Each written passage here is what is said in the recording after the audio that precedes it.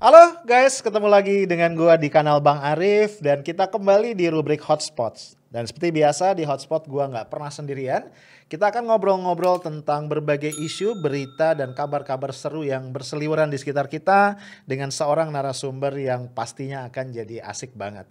Dan hari ini kita akan ngobrol-ngobrol seputar proses persidangan dan juga vonis yang diberikan oleh Majelis Hakim di Pengadilan Negeri Jakarta Timur kepada imam besar dari Front Pembela Islam yaitu Habib Rizik Syihab. Dan untuk itu gua nggak mungkin ngobrol dengan orang yang nggak kompeten ya. Gua udah menghadirkan untuk lo semua, kita akan ngobrol-ngobrol dengan pakar hukum pidana dari Universitas Islam Indonesia Yogyakarta yaitu Dr. Muzakir SHMH.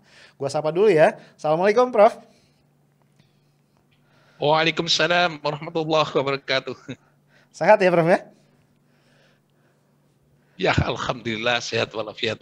Amin, alhamdulillah. Ya Prof, ini langsung aja nih. Ini banyak banget pembicaraan di media sosial dan juga di warung-warung kopi mungkin ya mengenai proses persidangan Habib Rizik Syihab.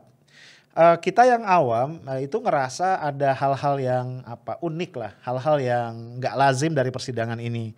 Mungkin saya ingin memulai dari pandangan umum ya, pertanyaan dari banyak pihak. Kok ya bisa sebuah pelanggaran protokol kesehatan itu kemudian bergulir menjadi proses persidangan pidana yang begitu panjang, memakan waktu berbulan-bulan kalau kita hitung sejak penahanan ya Prof ya di akhir tahun lalu sampai hari ini. Yes, ya. Kalau Prof ngelihatnya seperti apa?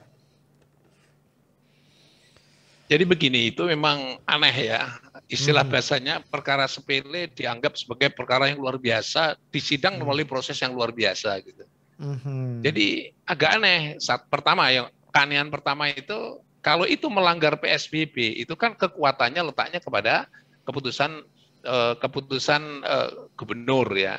Ketika keputusan gubernur itu peraturan gubernur dan peraturan gubernur sudah dibayar dendanya, mestinya clear and clean dalam bahasa hukumnya.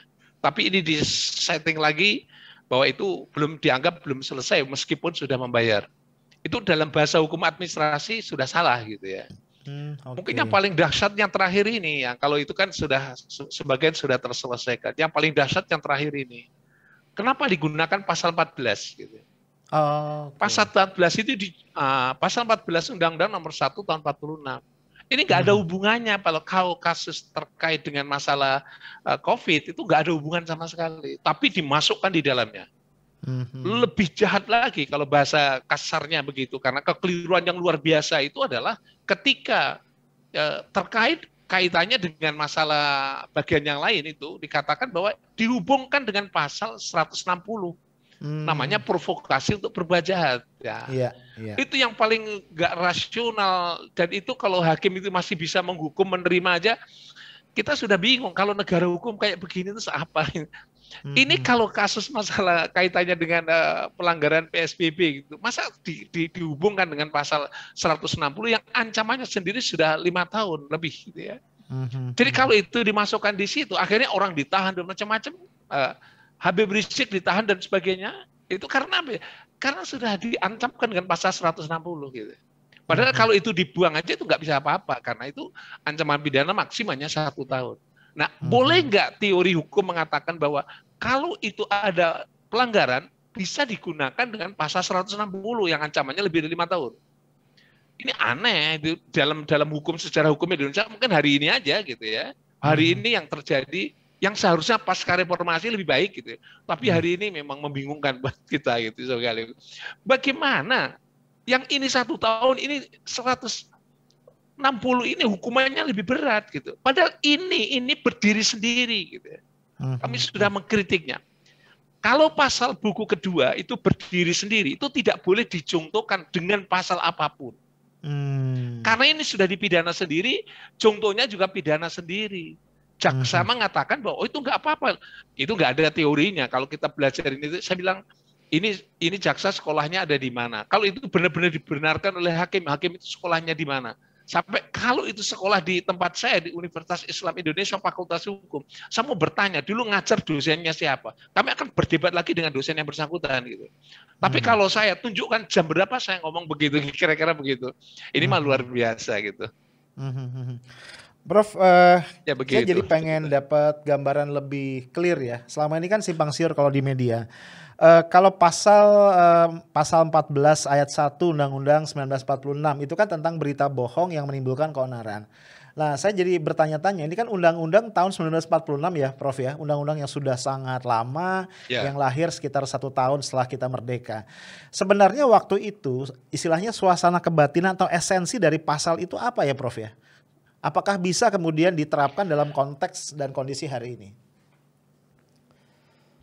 Ya, sesungguhnya legal reason-nya begini.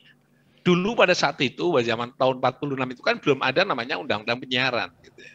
Oke. Maka di situ ada menggunakan istilah menyiarkan berita bohong.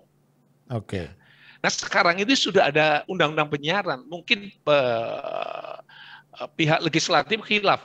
Mestinya itu harus dihapuskan disebabkan karena undang-undang penyiaran sudah ada dan undang-undang yang lainnya semuanya sudah ada yang mengatur tentang kebohongan dalam pemberitaan. Gitu.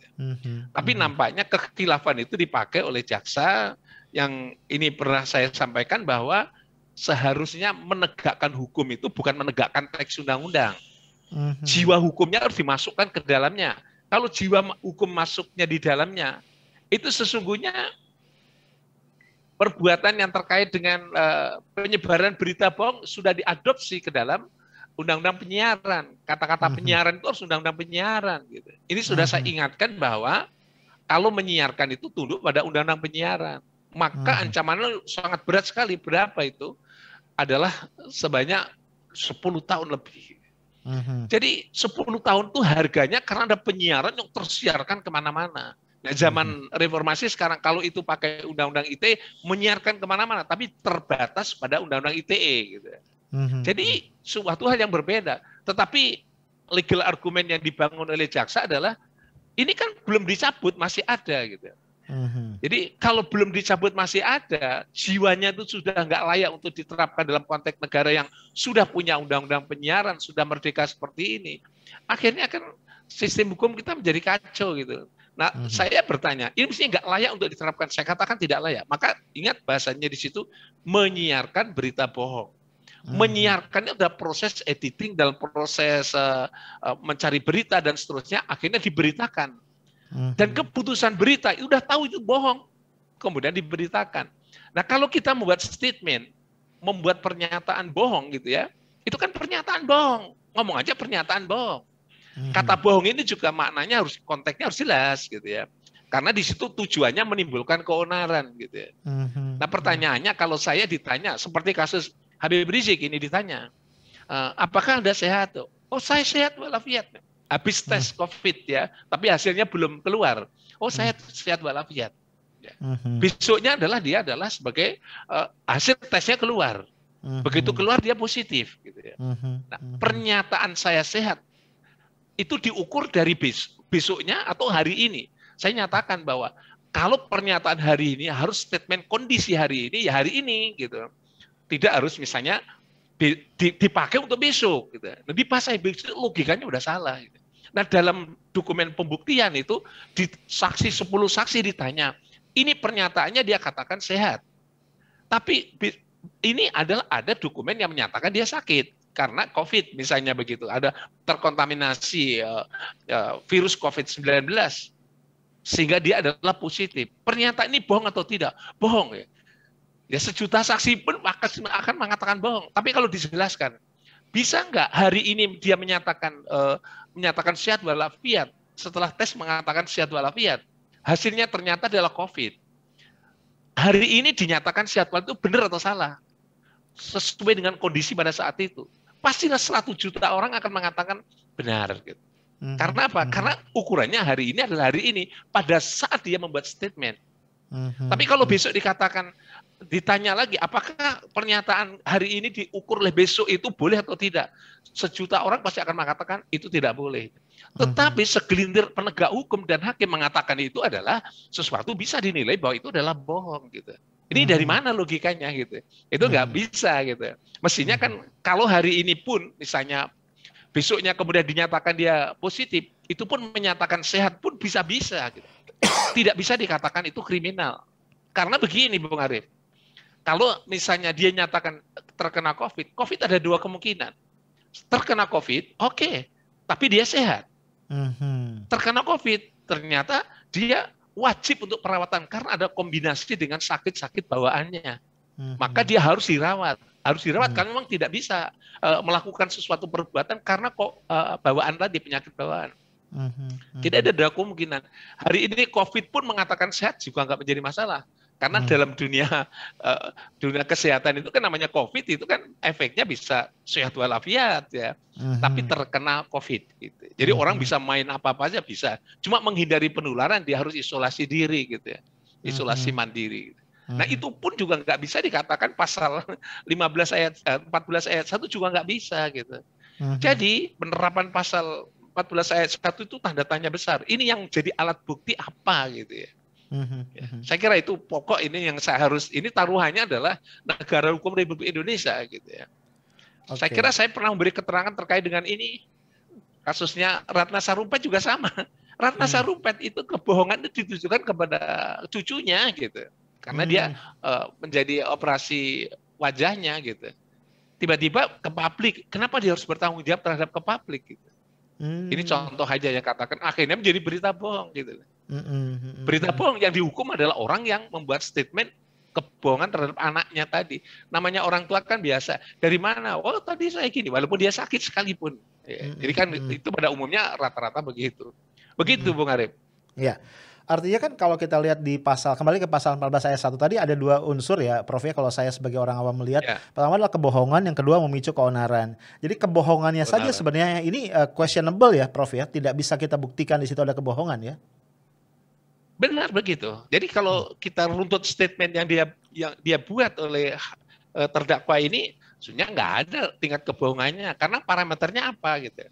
Jadi kalau menggunakan model seperti itu ya kita bisa membuktikan semua pejabat bohong semua kalau diukur dengan ukurannya lain gitu.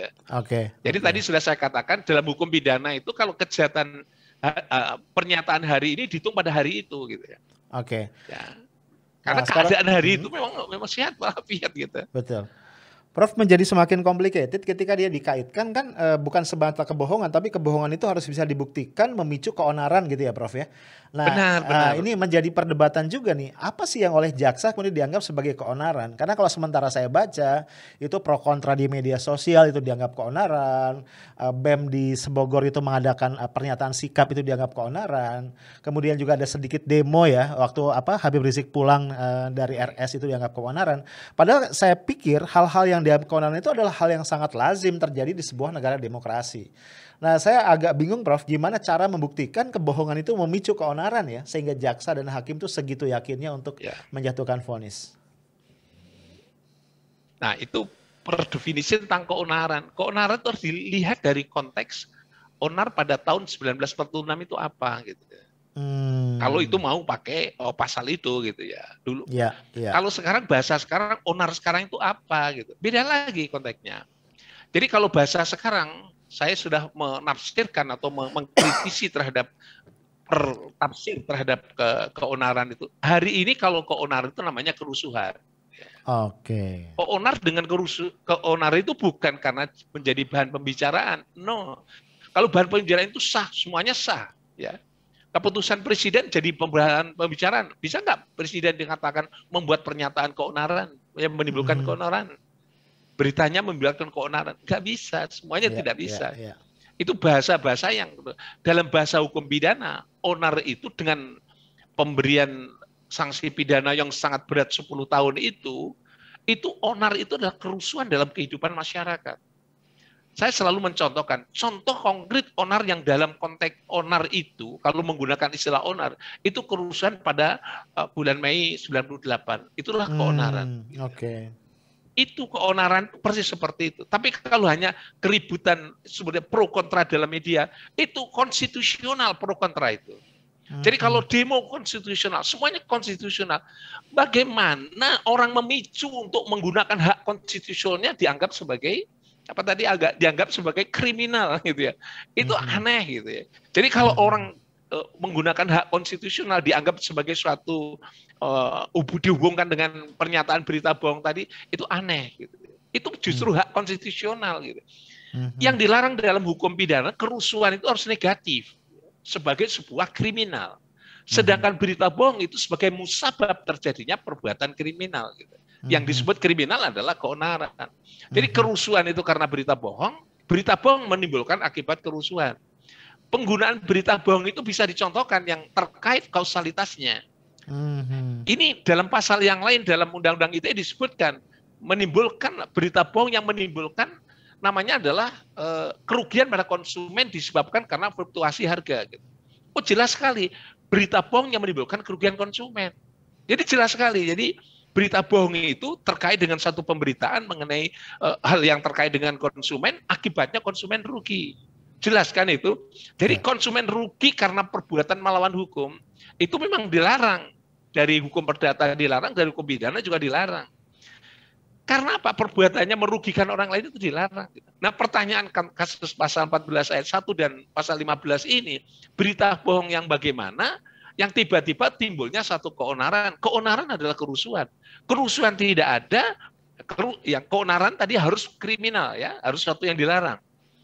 Kalau itu buktinya adalah hanya demo, misalnya begitu, ada komplain begini, itu bukan kerusuhan namanya. Itu hak konstitusional mereka. Tapi yang kerusuhan adalah terjadilah misalnya ini ada seorang terbunuh, diberitakan dia terbunuh dan sebagainya, akhirnya terjadi pembakaran dan sebagainya. Padahal orangnya tidak terbunuh. Gitu.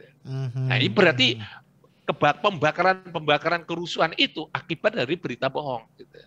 Jelas sekali, membakar itu kriminal gitu. Tapi kalau menyampaikan pendapat, akibatnya banyak yang menyampaikan pendapat. Loh, ada apa di situ? Nah, jadi nggak korelatif ya. Singkat cerita bahwa namanya keonaran itu adalah kerusuhan yang negatif yang dilarang dalam undang-undang, dan perbuatan berita bohong adalah memberitakan sesuatu yang dinyatakan sebagai suatu berita bohong.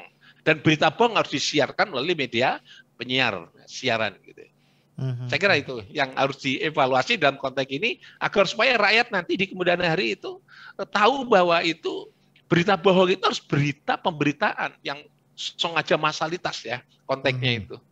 Jadi kalau hanya kutipan-kutipan orang membuat statement itu bukan berita bohong ya. Sebut aja statement bohong ya. Saya masih kutip sedikit ya supaya menjelaskan ini. Dalam hukum pidana beberapa istilah yang dipakai. Orang memberi keterangan palsu di sidang pengadilan, bohong dia. Kepalsuan itu adalah kebohongan. Tapi pakailah keterangan palsu. Karena keterangannya palsu. Sebenarnya keterangan bohong sama juga. Itu lebih dahsyat lagi. Kalau keterangan palsunya membuat orang dihukum mati, mematikan orang ini. Itu pakai tetap menggunakan namanya memberi keterangan palsu di atas sumpah. Gitu.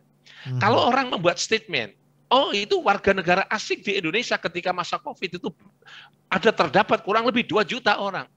Ternyata yang benar itu 3 juta, bukan 2 juta. Apa dia harus masuk penjara karena statementnya nggak benar begitu? Bingung lagi di sini.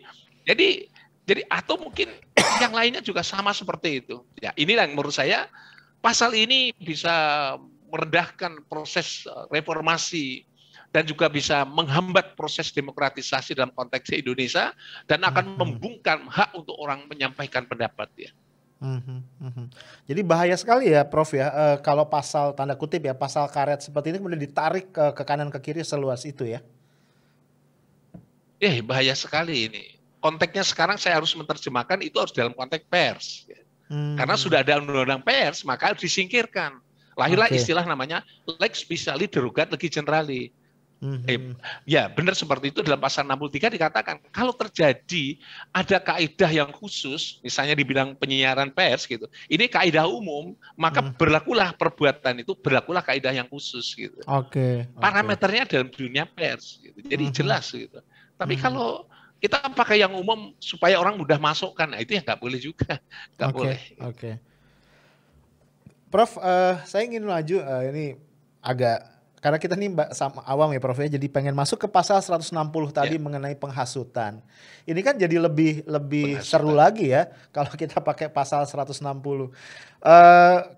Saya lihat ya obrolan di media sosial, publik itu rata-rata bingung ya, kenapa kok penghasutan ini bisa atau provokasi ini bisa dipakai di situ. Kan sebenarnya dari mulai kerumunan Petamburan itu kan Habib Rizik Syihab dianggap menghasut, dianggap membuat orang melawan petugas dan lain-lain. sebenarnya esensi pasal 160 tadi itu seperti apa ya, Prof ya? Jadi begini, itu saya kira pasal historis itu. Soekarno pun dikenakan pasal 160 ya. Oh, Mudah-mudahan oke. orang yang dikenakan pasal 160 itu embrio untuk menjadi presiden yang akan datang gitu. Jadi kita kaget juga ketika 160 dalam konteks ini kok diperlakukan seperti itu gitu. Yang tadi sudah saya katakan, cacat yuridisnya karena apa? Pasal 160 dijungtokan dengan undang-undang kekarantinaan gitu. Oke. Jadi ini sudah salah atau diujungtokan dengan undang-undang yang berhubungan dengan masalah penanganan COVID, itu juga salah gitu. Dan repot lagi perbuatannya yang dimasukkan di situ adalah ketika Habib Rizik mengundang agar supaya saya akan mantu nih pas upacara Maulid ya, pas peringatan Maulid, saya akan mantu, datanglah saudara-saudara gitu. Dan kalau ngomong kan sesuai dengan gayanya Habib kan gitu ya. Mau datang, iya saya datang gitu. Kira-kira begitu. Yang satunya lagi adalah Maulid, itu juga sama. Anda bisa Rusia datang dan seterusnya gitu. Dan itu dimaknai kalau bahasa umumnya adalah undangan secara lisan. Gitu ya. Jadi kalau undangan pernikahan itu karena seorang tokoh kan cukup ngomong begitu orang bisa datang memang karena itu namanya undangan, tidak mungkin bagi-bagi satu. Yang kedua kalau maulid ya undangan memang diumumkan ya, misalnya di speaker masjid nanti malam ada maulid dan sebagainya, itu undangan namanya, bukan provokasi. Nah dalam kasus ini undangan itu dipandang sebagai provokasi. Ya, kan padahal kalau undangan itu bisa lisan, bisa tertulis kan itu. Nah pertanyaannya, Pak Anang, itu ada undangan-undangan yang lain yang sama dengan undangan-undangan yang datang itu apakah provokasi atau bukan? Biasanya orang nggak ngomong lagi. Kalau khusus Habib Rizik itu katakan omongan Habib Rizik itu adalah provokasi. Undangan lisan itu adalah provokasi. Nah, sementara banyak orang nikahan pada ngundang semua, tapi undangannya ada yang lisan, ada yang tertulis. Kalau itu mengundang itu adalah sebagai provokasi, tertulis pun juga sebagai provokasi secara tertulis, sama gitu. Tapi hanya berlaku untuk Habib Rizik saja bahwa mengundang itu adalah provokasi. Ini terjemahannya atau bahasa interpretasi hukumnya agak membingungkan. Provokasi itu mesti kriminal, dari provokasi materinya mesti kriminal. Jadi provokasi agar supaya langgar hukum, langgar itu standar COVID misalnya, itu melanggar ya. Itu namanya provokasi yang melanggar.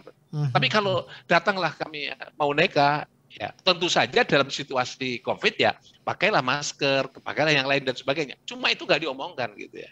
Tapi prinsipnya kemanapun kita, mau diundang di pasar, mau dimanapun kan sama aja kita bahwa kita harus mengenakan masker. Nah ini yang menjadi masalah adalah undangan disamakan dengan provokasi. Yang repotnya itu ahli hukum pun juga ngomong itu membenarkan bahwa undangan itu sebagai alat provokasi. Jadi repot sekarang itu. Sementara ada orang datang kerumunan banyak, nanti akan ada orang yang semua dipandang tidak sebagai provokasi, kecuali hanya interpretasi untuk kasusnya Habib Rizik. Ini yang jadi masalah ya. Maka saya katakan ini berbau diskriminatif ya, karena untuk yang lain tidak. Kalau saya sebagai ahli hukum pidana akan mengatakan begini, hukum pidana itu yang dilarang adalah perbuatannya. Kita tutup orangnya ya, perbuatannya. Jadi perbuatan itulah yang sebagai sesuatu yang kriminal, Bung Arief. Ya. Kalau perbuatannya kriminal, orangnya ditutup, berarti perbuatannya. Sekarang perbuatan undangan itu sebagai provokasi. Berarti seluruh rakyat Indonesia yang pada saat-saat COVID sekarang ini ngundang orang untuk menghadiri pernikahan, itu adalah semuanya adalah provokasi. Mestinya semua orang baik yang hadir, yang ngundang maupun yang hadir mungkin ditangkap juga. Dia adalah sebagai tindak pidana. Karena prinsip objektif dalam hukum pidana itu ya perbuatannya gitu. Jadi ternyata ini tidak. Yang hanya yang ngundang ini saja yang dianggap provokasi, sementara yang lain mengundang itu tidak dianggap provokasi. Ini yang menurut saya dalam hukum pidana tidak boleh subjektif, harus objektif ya. Maka dalam ilmu hukum pidana selalu harus objektif. Jadi enak. Jadi kalau misalnya semua orang sama, semua dihukum sama. Jadi jangan sampai orang satu mencuri, yang B mencuri, yang C mencuri, saya ambil yang A saja. Karena kamu ngomongmu kamu ngomong terlalu keras, yang lain kan mencuri tapi tidak keras gitu. Jadi diambil begitu. Kan bingung juga. Itu nggak boleh. Ya. Begitu, Bung. Ya. Nah, kita menghindari penegakan hukum yang diskriminasi karena orangnya, itu nggak boleh gitu. Itulah cacat hukum, karena dalam konteks itu nggak boleh. Nah, pertanyaannya adalah itu sekarang hari ini pilihan. Hakim Agung dalam hal ini, Mahkamah Agung harus melihat, meluruskan ini semuanya. Kalau itu yang lain mengundang nggak diproses, yang diproses keluarkan semuanya.